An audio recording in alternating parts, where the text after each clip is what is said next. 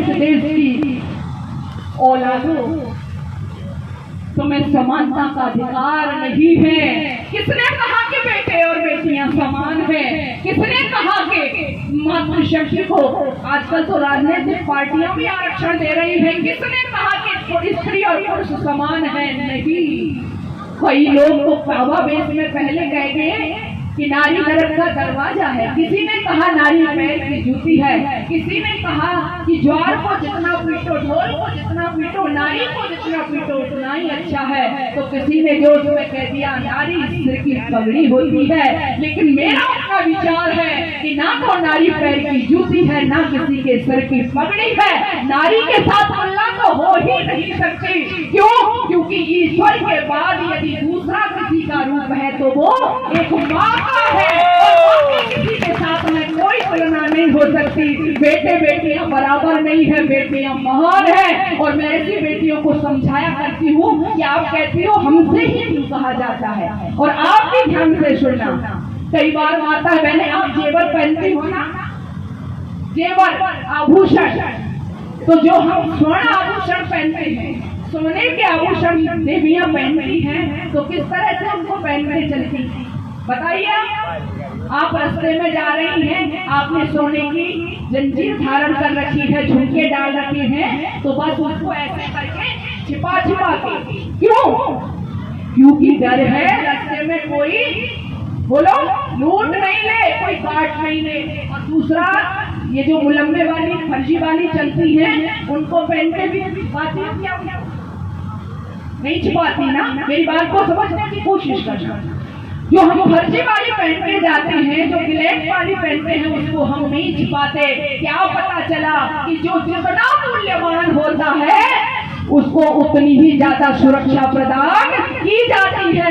बेटियां इस देश की लाज होती है, आपके कुलों की इज्जत होती है, लाज होती है, इसलिए उनको इतनी सुरक्षा, उनसे इतनी आस की जाती है, इतना उनका ध्यान रखा जाता है कि तुझे क्या पहनना चाहिए, क्या बैठना चाहिए, कहाँ जाना चाहिए। ऐसा कहना ये नहीं है कि आपको बच्चों से पीछे किया जा रहा है, बेटों से पीछे किया जा रहा है। आप उनसे महान हैं, बेटियां उनसे आगे हैं, आप मूल्यवान हैं इस समाज के लिए, इसलिए उनको ऐसा कहा जाता है। लेकिन वो उस बात को न समझ करके जब उनको इकराम, आदिल, रहीम जैसे बहका लेते हैं तो मेरा दिल रोता है। वही बच्चियां हैं, कोई दिन बाकी नहीं जाता, कभी फ्रिज में टुकड़े करके रख दिया जाता है, कभी सरेआम सड़कों पर पीटा जाता है। कौन है ये बेटियां? ये वही है संस्कार नाम की जिनमें चीज नहीं है। बहुत दिन हो गए हमको इस तरह से नंगा नाच करते हुए। माताओं में आपसे आह्वान करना चाहती हूँ, मेरे दिल में एक चीज, एक कड़क है, बेटियों को संस्कार दो, इन विधर्मियों के हाथों से जाने से रोकिए। लोग जिहाद के नाम पर क्या हो रहा है इस समाज में? बेटियों को काट दिया जा, सरेआम, एक घटना, दो घटना। अगर आपसे अपने बच्चे नहीं समझ रहे हैं, आप क्या देश को दे सकते हो? आप भार हो इस देश के, आप क्या करोगे? अगर आप श्रेष्ठ संतान इस धरा को नहीं दे पाए, अगर आप अच्छे पुत्र और पुत्री इस समाज को नहीं दे पाए, तो बेकार है आपका जीना, धिक्कार है ऐसे माता पिता को। मैं खुले इस मंच से कह रही हूँ, मेरा दिल रोता।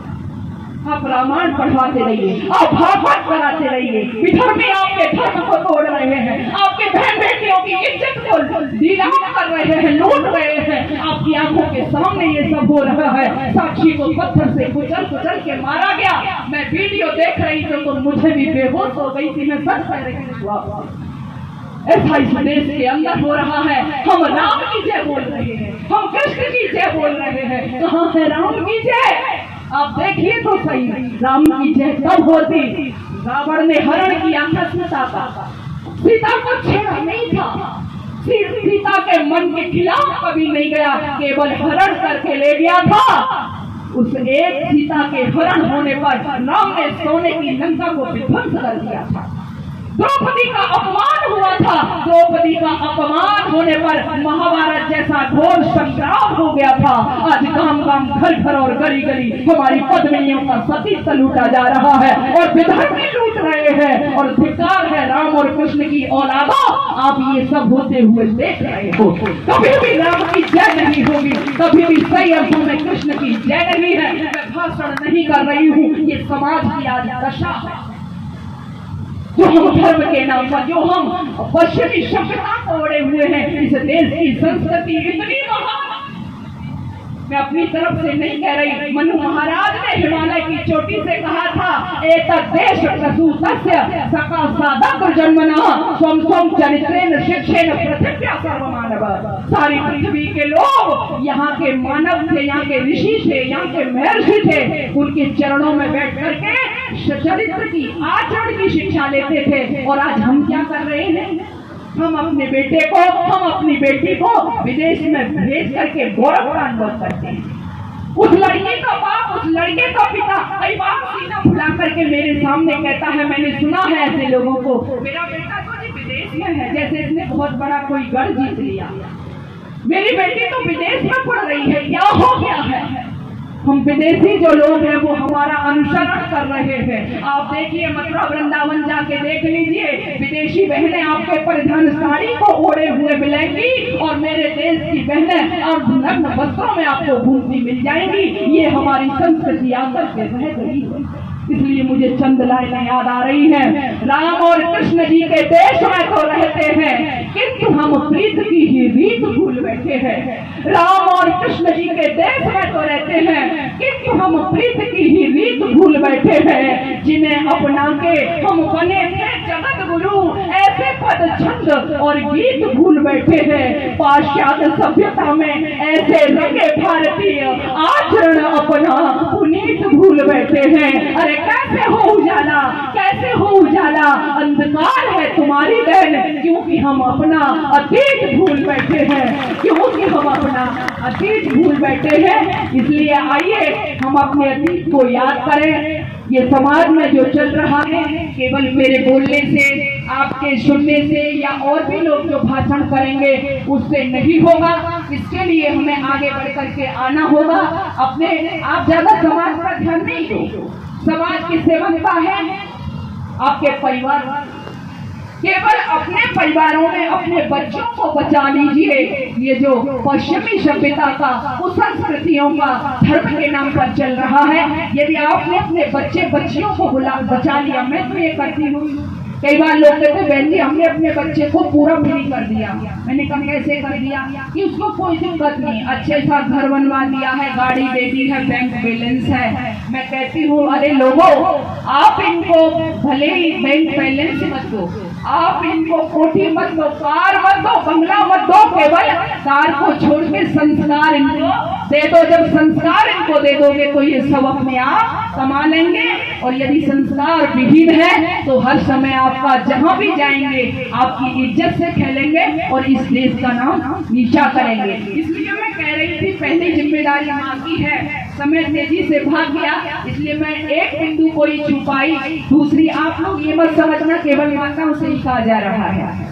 मैंने जहाँ से बात शुरू की थी कि इंसानियत कब हो सकती है, संवेदनाएं कब जागृत हो सकती है, जब हम मनुष्यों का निर्माण करेंगे। उसकी पहली इकाई कौन थी? माँ। और दूसरी इकाई पिता। ऐसा नहीं है आप बच गए, आज पिता भी अपने आप को अपनी जिम्मेदारी से अलग किए हुए हैं, वो भी व्यसनों में लिप्त है। तो बताओ, बच्चों की गलती नहीं, मैं नहीं मानती कि आपके बच्चे आपका कहना नहीं मानते, इसमें उनकी गलती है। पिता भी अपनी जिम्मेदारी से भाग गया। तीसरा नंबर आता था गुरु का, आचार्य का। आज आचार्य है, आज आचार्य नहीं है। आप कहोगे गुरुकुलों में आपको आचार्य मिल जाएंगे, लेकिन आज तो सर है, आज तो टीचर है, आज तो मास्टर है, आज तो मैडम है। इसलिए आज न आचार्य और न ब्रह्मचारी। आचार्य कौन होता था? आचार्य अकस्मात निरुक्त एक ग्रंथ है, उसमें निर्वचन करते हुए आचार्य कहते हैं आचार्य अकस्मात। फिर इसका उत्तर था आचार्य आचारम ग्राह्यति आचरोति अर्थान बुद्धि। सिवा आचार्य वो होता था जो अपने शिष्यों को आचरण की शिक्षा दिया करता था।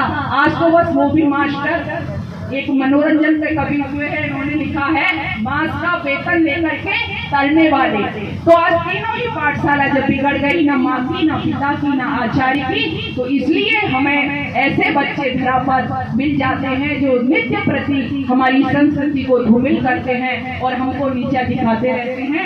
इसलिए आओ समस्या का समाधान होगा, हम रचनात्मक कार्य करें, अपनी जिम्मेदारी को समझें, तो अवश्य ही हम फिर से इस धरा पर वैदिक संस्कृति को स्थापित करने में सक्षम हो जाएंगे। और फिर वो दो लाइनें जो कवि ने लिखी थी, कहेगा जगत फिर से एक स्वर में सारा, वही वृद्ध भारत गुरु है हमारा, वही पूज्य भारत गुरु है हमारा। ऐसा हम कर सकते हैं। बहुत बहुत धन्यवाद।